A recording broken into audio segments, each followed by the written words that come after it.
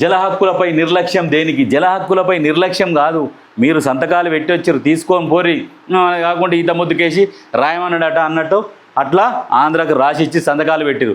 ఆ పేపర్ తీసుకొని అసెంబ్లీకి రాగానే అసెంబ్లీ నుంచి వాకౌట్ చేసిపోయిన దొంగలు మీరు. మళ్ళా ఇంకా మాట్లాడతారు.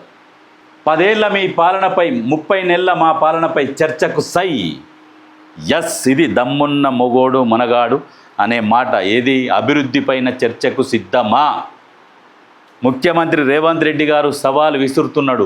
30 నెలల పాలన, సిర్ఫ్ 30 మहीने, 30 నెలల పాలన, మీ 10 ఏళ్ల పాలన, రెండింటి మీద చర్చకు సిద్ధమా? 30 నెలలకు 10 సంవత్సరాలకు చాలా కాలం వ్యవధి ఉన్నది. ఆ వ్యవధి అయినా పర్వాలేదు, మా 30 నెలల పాలన చూడుర్రి, ఈ పాలనలో ఎంత అభివృద్ధి చేసినాం, దాని మీద చర్చకు సిద్ధమా అంటున్నారు. మీకు దమ్ముంటే కేసీఆర్, హరీష్ రావు, కేటీఆర్, ఇంకేమైనా గుంపు ఉంటే మీ పట్టెగాన్లు జై కొట్టేటోళ్ళు తెచ్చుకొని చర్చకు రండి, చర్చకు సిద్ధమంటుండు. మరి మీకు దమ్ముంటే అటువంటి చర్చలకు రండి. ఏదో ఉత్తగానే ఎన్నో కూర్చొని ఏసీ రూమ్లలో కూర్చొని ప్రెస్ మీట్లు పెట్టి టకా టకా బురద తల్లి మీ సోషల్ మీడియాలో ప్రచారం చేసుకోవడం అది లక్షణం కాదు. నీకు దమ్ముంటే ప్రజల కోసం కష్టపడుతున్నావు, ప్రజల గురించి మాట్లాడుతున్నావు అని అన్నప్పుడు ఇటువంటి చర్చలకు పలుకు, సవాల్ స్వీకరించు.